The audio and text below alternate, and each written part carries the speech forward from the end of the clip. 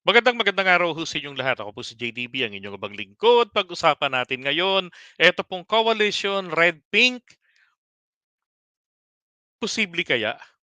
'Di ba? And then, isa lang ang kanilang, kumbaga, ang setup daw po ng coalition na 'to ay, anti-Duterte para hindi makabalik sa gobyerno si Digong at hindi pa makapagbitbit ng kanyang mga anak, 'yun.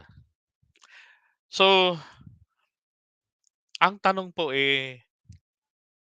puwede kaya 'yun, 'di ba? Or hindi kaya ang mangyari ay ganito, uniteam pagka ito ho natuloy, uniteam with PDP.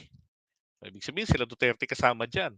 So, ang posible po talagang mangyari dito, etong, unity, maglalaban dito, uniteam versus unity, 'di ba? Ito yung mga kakamping, yung mga dilawan, sila-sila yung magiging genuine unity. Kasi dito ho sa magiging uniteam, together with the Duterte, with the PDP, hostile ang mga Duterte kay PBBM, 'di ba? Sa kanilang, presidente at party leader, hostile sila tapos magsasama sila. So, magkakaroon po ang unity ng peking pagkakaisa, 'di ba?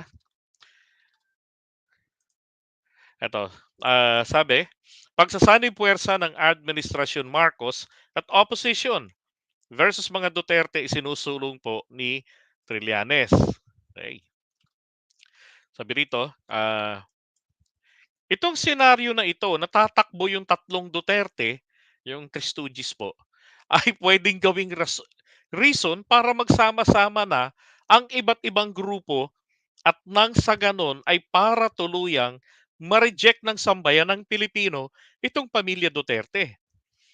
It's a golden opportunity na gamitin itong parang reason or cause for unity. Ang ganda sinasabi ni Trillanes dito. Yan. And then, yung genuine unity. Alam nyo, pagka genuine unity, hindi po ako tiwalang magkakaroon. Halimbawa, uh, uh, uniteam with the pink and yellow. Hindi po ako naniniwala na magkakaroon po yan ng genuine, tawag dito, magkakaroon ng genuine unity. Bakit kanyo?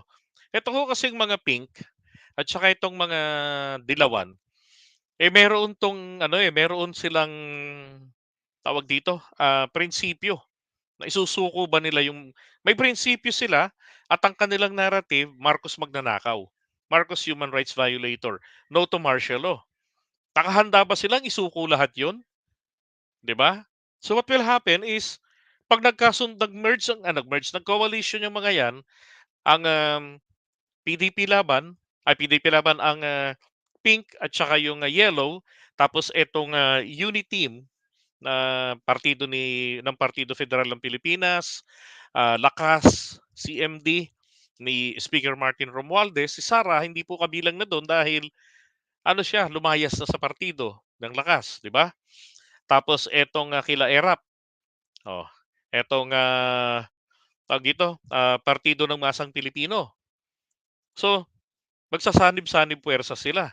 Ang mangyayari po doon, it will be a tactical coalition lang or tactical alliance na nagkampihan kami for one reason or two reason, manalo sa halalan sa 2025 para hindi na makabalik ang mga Duterte sa kapangyarihan o si Digong at hindi rin makapagkaladkad pa, makapagsama pa ng kanyang mga anak. 'Di ba? Oy, Rex TV, magandang gabi sa iyo, Brad. Yan, mega love shout out idol. Nako, itong idol natin. Yan, thank you sa pagtamsak. Okay, so going back, 'di ba? Pero ang tanong, posible nga ba talaga na magkaroon ng ganyang klase ng coalition? Again, sabi ko nga po, pupuwede naman na magkaroon ng ganyang klaseng coalition pero ito po ay magiging ano lang, for the time being, magkakasundo-sundo tayo. Pero kapagka natuloy ang unity with PDP laban, ang genuine unity po, imposible itong mga dilaw at mga pink na 'to na sumali pa. Why? Kasi ayaw nila sa mga PDP, ayaw nila sa mga Duterte. Unless possibly the PDP, 'di ba, they throw away the Dutertes, pupuwede siguro kasi dilawan din naman ng PDP laban, eh, nagkataon lang yung PDP laban personalities ngayon, inaaway itong mga ano, itong mga yellow LPs, 'di ba? Magkakakampi yan, eh. Oh, sabi ni Sir Tony, "There's nothing impossible in politics." Absolutely, 'di ba? Ano lang ang nananatili sa ano lang ang unchanged sa politics is the interest, 'di ba? Interest. At saka yung salita mismo na change, yan lang ang mga hindi nagbabago. Pero pagdating sa mga interest nila, naku, for the sake of personal and political interest, nagbabago po yan. Hmm, 'di ba? Sabi nila, Sir JDB, Chinese character po yung nasa polo shirt mo. Yes, it is. Okay, isang kumpanya ito sa Hong Kong.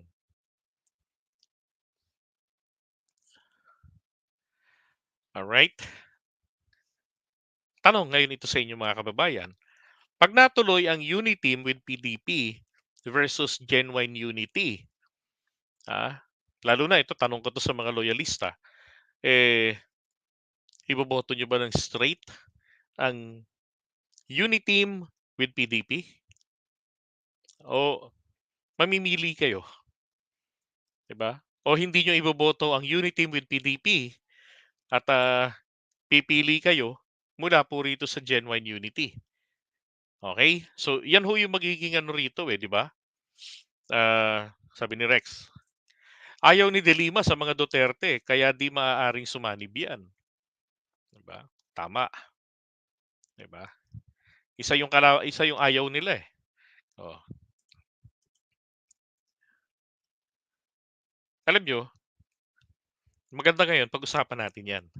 Etong Uniteam with PDP. Okay? Yan. Dinaanan lang natin etong kay, ano eh, etong kay, itong sinasabi ni Trillanes.